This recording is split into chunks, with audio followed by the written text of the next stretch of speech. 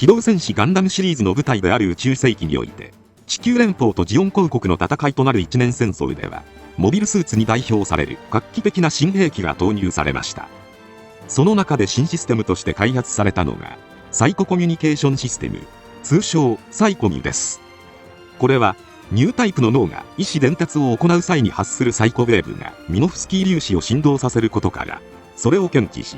電気信号やプログラムに変換するシステムであり、これを活用することで、機体のコントロールや遠隔兵器の制御が行われました。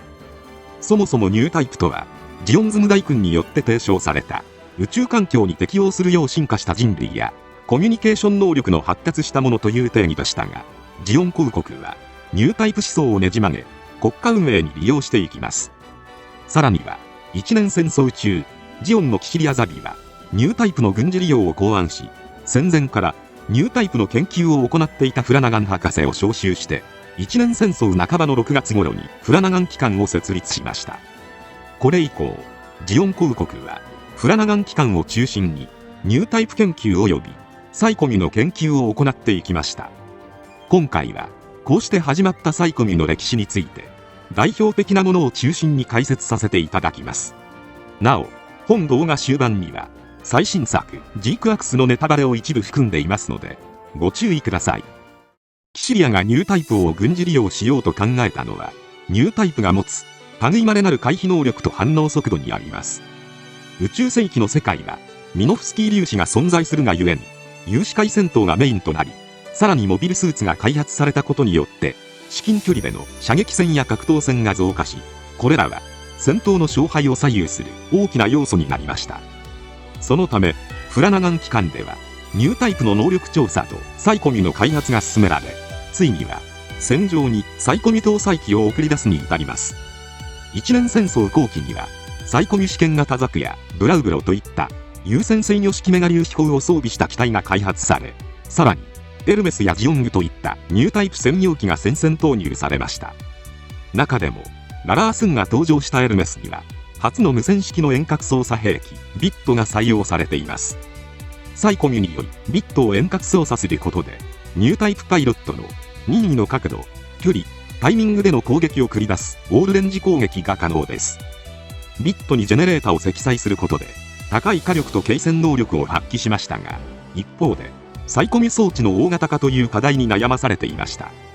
またジオングは一年戦争最後の大規模な戦いとなったアバオア空戦でシャア・アズナブルが登場したサイコミ搭載機です。次々と連邦の艦隊やモビルスーツを沈め、戦線を押し返す活躍ぶりを見せ、アムロのガンダムとの激戦を繰り広げました。5連装メガ粒子砲を搭載したワン部を優先式サイコミで操作することによるオールレンジ攻撃など、サイコミ搭載機ならではの遠隔大火力攻撃が可能です。一方、サイコミのモビルスーツへの搭載が進められるようになると、サイコミュのニュータイプ能力を拡大させるという考えとは違う方向性でのシステム開発も進められるようになりました。その代表格としてエグザムシステムがあります。これはフラナガン機関でニュータイプ研究を行っていたクルスト・モーゼス博士によって開発されたシステムで、サイコミュを受信用として理論転用し、ニュータイプの能力を組み合わせてサポートシステム化するというものです。ニュータイプの少女マリオン・ウェルチの精神波をコピーして完成しており、機体性能の限界を超えた動きができるようになりました。ブルーディスティニー系列機やイフリート界に搭載されたシステムで、サイコミは頭部に存在します。一年戦争後でジオンが敗北した後は、フラナガン機関が地球連邦軍に接収されたので、研究データや開発機体は地球連邦の手に渡りました。そのため、それまでニュータイプ研究に遅れていた地球連邦や軍需企業のアナハイムエレクトロニクスで、一気に研究開発が進められることになります。機動戦士ゼータガンダムの世界であるグリプス戦役以降では、まずはオールレンジ攻撃という点ではファンネルが使われるようになりました。エルメスと異なりエネルギーキャップ駆動方式へ変更することで小型化に成功し、より素早く全方位に展開することが可能となったので、戦闘での優位性獲得につながりました。ファンネルを使用する際には、機体本体の操作とファンネルの操作を同時に行う必要があるので、使用者に相応の高度なニュータイプ能力が求められます。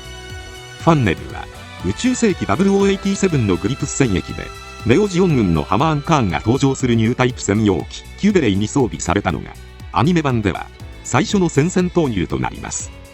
ファンネルが戦場に登場したグリプス戦役も、様々な機体に搭載され、中距離射撃戦におけるオールレンジ攻撃の優位性を発揮しています。しかし、高いコストやパイロットの調達の困難さ、対抗戦術の開発といった理由から、第2次ネオジオン構想終結後には、採用例が少しずつ減っていくことになります。さらに、インコムも、この時代のオールレンジ攻撃の代表格です。インコムは、ガンダムマーク5やドーベヌールフといった機体に導入され、一定の効果を発揮しました。インコムは、オールドタイプでもオールレンジ攻撃を行うことができるのが最大の売りの優先式準サイコミュ兵器という分類となりますが、優先であるがゆえに、ファンネルほど端末の自由度が高くなく、さらに小型端末がゆえに耐久性も低いという弱点も抱えていました。次に、オールレンジ攻撃のような兵装とは別で、火器や機体の制御といったことを行うサイコミュとして、サイコガンダムやサイコガンダムマーク2に導入されたサイコミュコントローラーも存在します。このシステムは、機体制御や各所に配置された攻撃兵装の完成を全て指向でコントロールします。強化人間としては、一定の能力を示しつつも、機動兵器の操縦技術には難を抱えるフォー村雨でしたが、このシステムにより、複雑なサイコガンダムの制御を従前に果たしています。ある意味、サイコミュコントローラーは、後年のインテンションオートマチックシステムのひな形とも言えます。次に、グリプス戦役において、多大な戦果を上げたゼータガンダムやジオなどに導入されたバイオセンサーについてです。これは、火器管制を行うためのものではなく、あくまで、機体の複雑な操縦性を緩和することが目的とされています。ただ、実際のバイオセンサー搭載機は、ゼータガンダムの巨大ビームサーベルのように、高いニュータイプ能力を持ったパイロットの官能波を、物理的な事象として顕現させるなど、想定外の不可思議な現象を引き起こします。他にも、ゼータガンダムは、ビームライフルの直撃を弾き返すサイコフィールドの発生や、システムを通じ、死者の思念との精神的な同化を行い、敵機の操縦制御を奪う、といった超常的現象を引き起こしました。ただ、バイオセンサーはダブルゼータガンダムにも搭載されましたが、パイロットの能力に依存する面が強く、第一次ネオジオン構想後は、サイコフレームのような効率的で安定したシステムの開発が進んだこともあって、バイオセンサーを標準的な制御機器として確立させることは行われずに終わりました。なお、シロッコは、バイオセンサーの発展系として、サイコミュの細胞とも呼ばれるグリマーを開発しており、機動戦士ガンダム、バルプルギスでは、マシロオークスが狩るグリモア搭載機のオーベドンが、ゼータガンダム対ジオの戦いと同様に、敵機の動きを阻害していたり、オルフェウスの力で、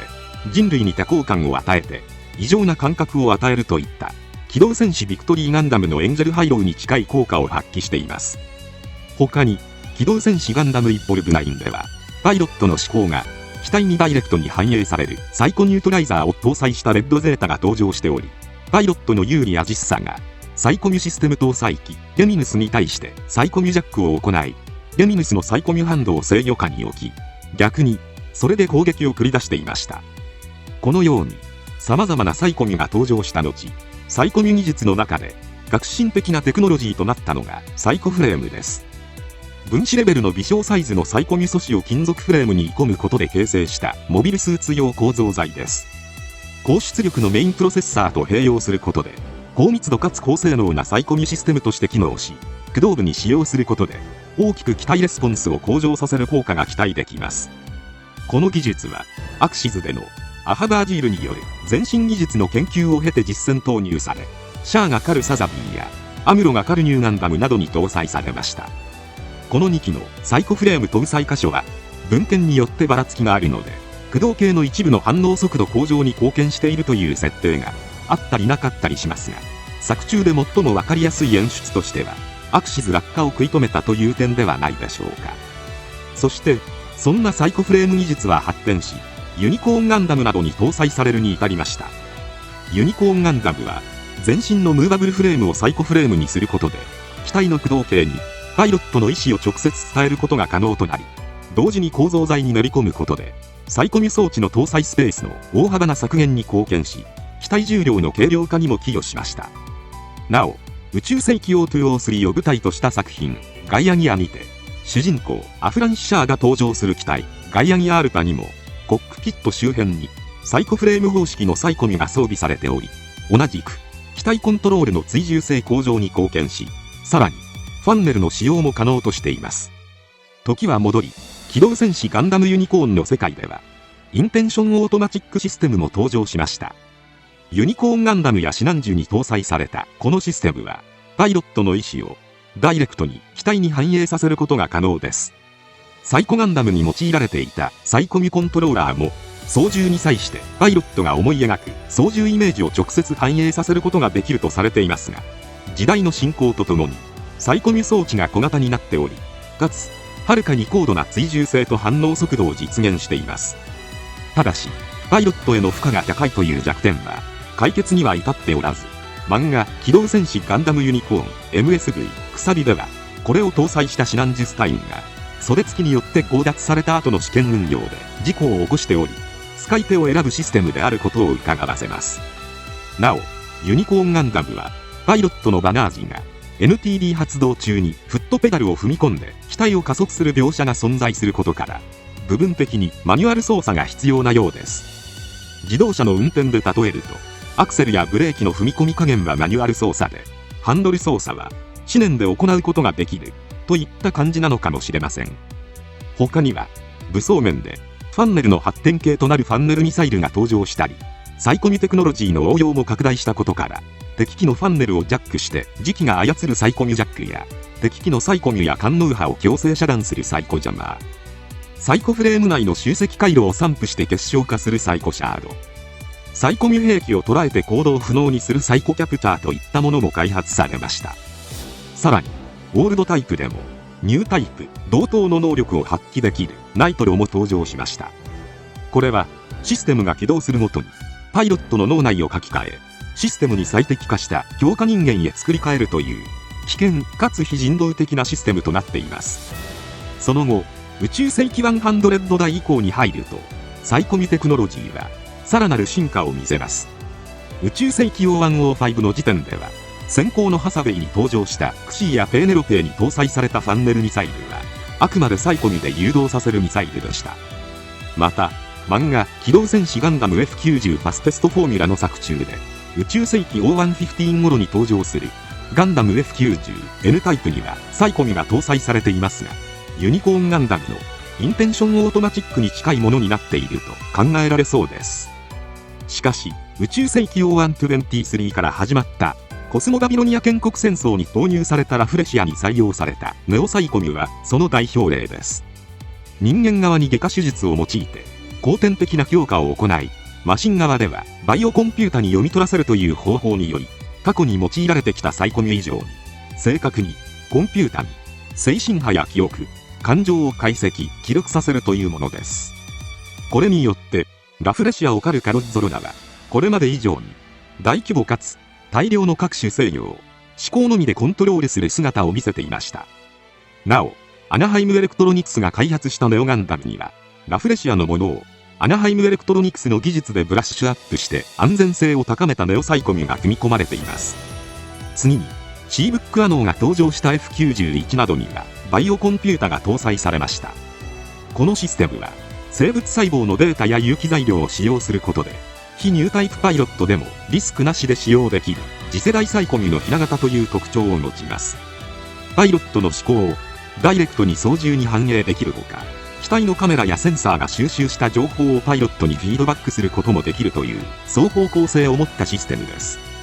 なお、F91 にはバイオコンピュータとの連動にサイコフレームが用いられているという設定も存在します。その後、宇宙世紀0153にはザンスカール帝国のスーパーサイコ研究所がサイコミセンサーを開発しています。これはザンネックに搭載された特殊センサーで、専用に調整された強化人間の脳波を増幅補助具の鈴を通してサイコウェーブとして外界へ放射するというもので、パイロットのファラグリフォンが耳につけている鈴がサイコミの補助具となり、高感度のアクティブセンサーとして機能します。これにより、宇宙世紀の世界における絶対的な課題だった戦闘起動を行いながらの高精度超長距離狙撃を実現しました。センサー有効半径は 300km とされ、専用に開発された極大出力のビーム砲を組み合わせることで、ザンネックは自陣後方から敵陣後方の艦艇を正確に撃沈するという戦法を確立しています。またこの時代には巨大サイコミュ兵器エンジェルハイローも登場しています。これは2万人ものサイキッカーの力を使用することで強力なサイコウェーブを放射して人々に対抗現象を引き起こすというもので、最大威力の場合は人類全てを眠りに陥らせることも可能という究極の兵器です。なお宇宙世紀 O223 を舞台とした映画 G セイバーのプレイステーション2用ゲーム版では、70年ほど前の戦争の際、空から落ちてきたある残骸が映っており、年代から考えてエンジェルハイローの残骸の一部と思われます。このようにサイコミュを用いた兵装はファンネルのような遠隔制御機器へと発展を遂げていき、一方で機体操縦の補助に関しては当初はサイコミュ装置が大型だったので大型のモビルスーツにしか搭載できず、さらに補助機能も限られていました。しかし時代が経つにつれてサイコミュが小型になっていき、さらに補助機能も増えて最終的に手足を使わずにコントロールできるようになりました。最新作のジークアクスでは一年戦争時点にもかかわらずアクシズショックと似たゼクノバと呼ばれる現象が起きているので、サイコミュの進化がかなり早まっている可能性があります。またマチュがジークアクスを操縦する際に人間の手のような操縦桿が出てきて、さらに感覚で操作しているので、ジークアクスに搭載されているオメガサイコミュはユニコーンガンダムのインテンションオートマチックに近い可能性も考えられます。そうすると赤いガンダムはフェネックスのようにシャアの魂が宿っていても不思議ではなく、何か奇跡を見せてくれる展開もあるかもしれません。今回は以上となります。チャンネル登録されるかはお任せいたしますので、もしよければもう一本動画を見ていただければとても嬉しいです。最後までご視聴いただきありがとうございました。